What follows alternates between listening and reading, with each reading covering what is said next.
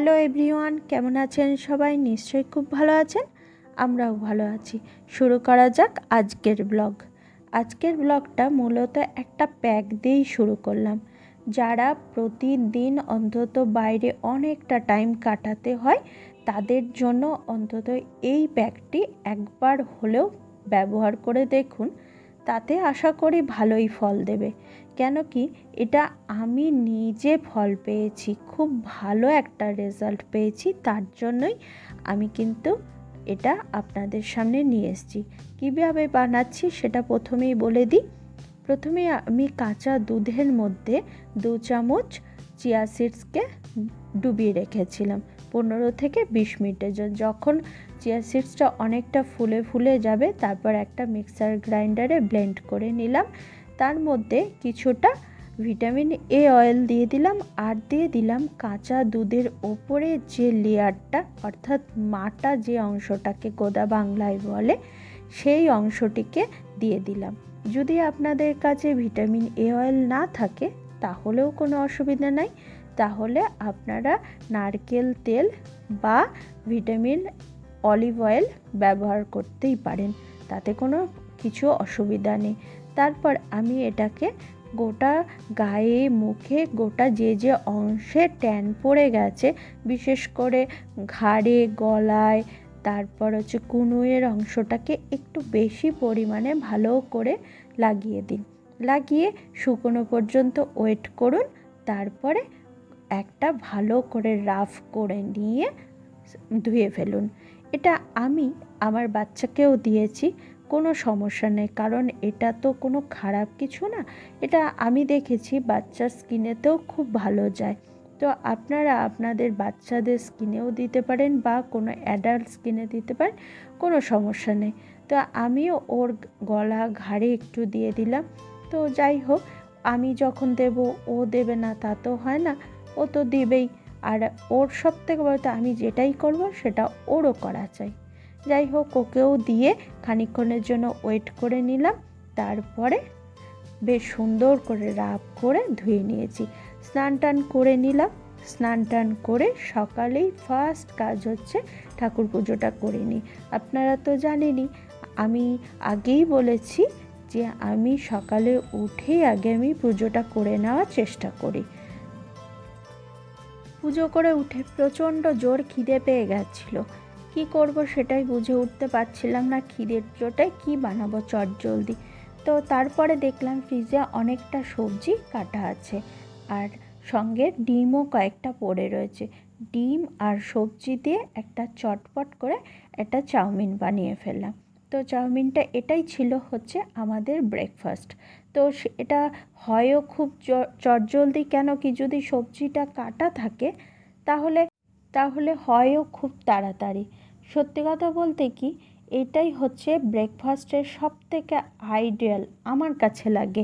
হয় চাউমিন, না হয় সুজির হালুয়া, নুন সুজি যেটাকে আমরা বলি, বা সুজির উপমা, যে কোনো একটা কিছু। খুব পেটটাও বেশ অনেকক্ষণ ধরে ভরা থাকে আর হয়ও তাড়াতাড়ি। তো আমি চেষ্টা করি সকালবেলা একটু তাড়াতাড়ি ব্রেকফাস্টটাকে বানানোর আর খেয়ে নেওয়ার। কেন কি ব্রেকফাস্ট করে নিলে তারপর কিন্তু অনেক কাজই কিন্তু করে নেওয়া যায়। আসলে পেট শান্তি তো মন শান্তি, কথাই আছে, তাই না? তো যাই হোক, ব্রেকফাস্ট করে একটু বসে নিলাম, জিরিয়ে নিয়ে চটজলদি রান্না করে নিয়েছিলাম। আজকে রান্নায় সেরকম কিছু করিনি, খুব হালকা পাতলার ওপরেই করেছি। তারপর বিকালবেলা গেছিলাম শপিং মলে কয়েকটা টুকিটাকি জিনিস কেনবার জন্য। আর তো পুজো কয়েকটা দিনই হাতে গুনে পড়ে রয়েছে, এখনও পর্যন্ত সেরকমভাবে কিছুই কিনে উঠতে পারিনি। আর সত্যি কথা বলতে কি, আমি না ভিড়ের মধ্যে একেবারেই জিনিস চয়েস করে উঠতে পারি না, কেন জানি না, আমার ভিড়টা ভীষণ কষ্ট হয়। তার জন্য আমি চেষ্টা করি একটু আগে থাকতে তাড়াতাড়ি করে উঠবার। এই শাড়িগুলো দেখছিলাম, শাড়িগুলো বেশ ভালোই লাগছিল, তবে আমি যেটা স্পেশালি নিয়েছি সেটা কিন্তু আমি আপনাদেরকে পরে দেখাবো। এখন দেখতে থাকুন যে কি কি শাড়ির কালেকশান এসছে সেইগুলো। এগুলো বেশি দাম বলছিল না, এই 500 টাকার মধ্যেই বলছিল। তো তো সব রেঞ্জেরই রয়েছে। আসলে আমাদের তো দুর্গাপুজোর সময় অনেক দেওয়া থোয়া থাকে, তো সবাইকে দেওয়া থোয়া করতে গিয়ে অনেকটা বড় লিস্ট বেড়ে যায়। তার জন্যই সব রেঞ্জেরই দেখছিলাম, কারণ হচ্ছে আসলে আমাদের নিজেদের কেনার আগে সবার দেওয়া থোয়াটা আগে কমপ্লিট হোক, তারপর নিজেদের। এটাই প্রতিবার হয়ে থাকে, এবারও আশা করি অন্যটা হবে না। সেই জন্য মনে হয় অনেকটা কাজ এগিয়ে থাকে সবার জন্য। নেওয়া যখন কমপ্লিট হয়ে যায় মনে হয় অনেকটা কাজ হয়ে গেল, এবার নিশ্চিন্তে নিজের জন্য করা যেতেই পারে। দেখতে দেখতে এই শাড়িটা দেখছিলাম। এই শাড়িটা এবছর খুব উঠেছে, কি জিমিচু শাড়ি না কি বলছিল, ওখানেই শপিং মলে বলছিল ওই 1150 করে দাম বলছিল। আর এই কুর্তিগুলো 299 আর এই কুর্তিগুলো 399। আমার এই হোয়াইট কালারটা খুব পছন্দ হয়েছে, তবে আমি আরেকটু দেখে নিই কীরকম কি, তারপরে ফাইনাল ডিসিশন করা যাবে। মূলত আমি ওই যে বললাম সবার জন্য যেগুলো টুকিটাকি কেনার আছে সেই কেনার জন্যই এসছি।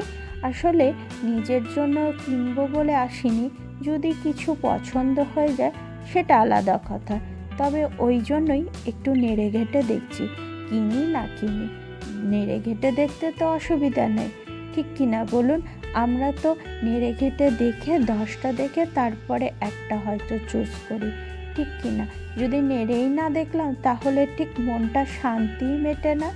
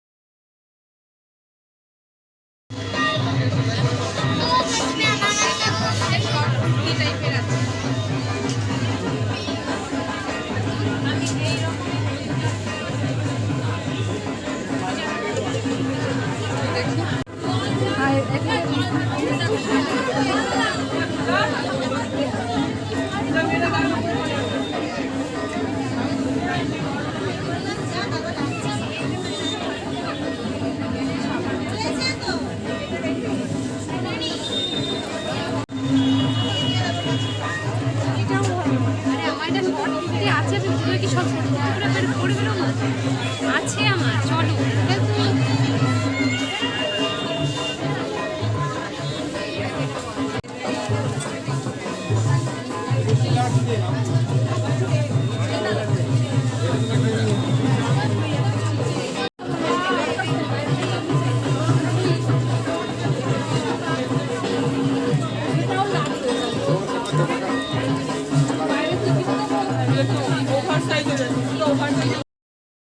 একদম লাস্ট সেকশন অর্থাৎ বাচ্চাদের সেকশানে চলে এসেছি।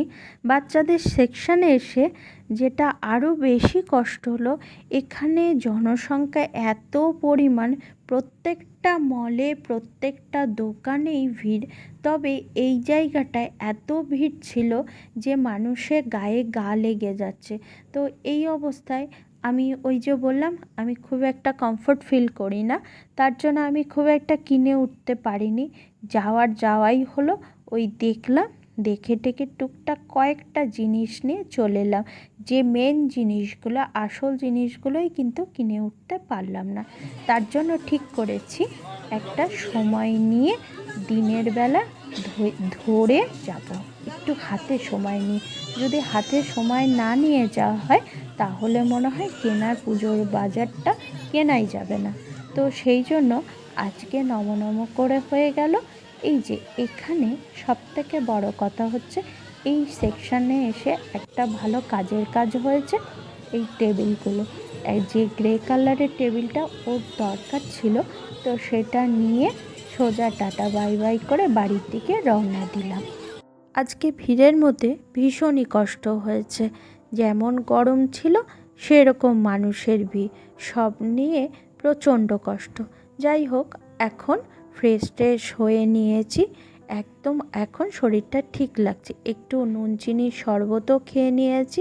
খেয়ে নিয়ে ওবেলায় যেহেতু রান্না সেরকম করিনি, এবেলা ভাবলাম জিরে গুঁড়ো দিয়ে পাতলা মাছের ঝোল আর গরম গরম ভাত, এই হচ্ছে আজকের ডিনার। চলুন তাহলে ভিডিওটা এখানেই স্টপ করি। আবার দেখা হবে নতুন আরেকটি ভিডিওতে, নতুনভাবে নতুন রূপে। ততক্ষণের জন্য আপনারা ভালো থাকুন, সুস্থ থাকুন, সুন্দরভাবে।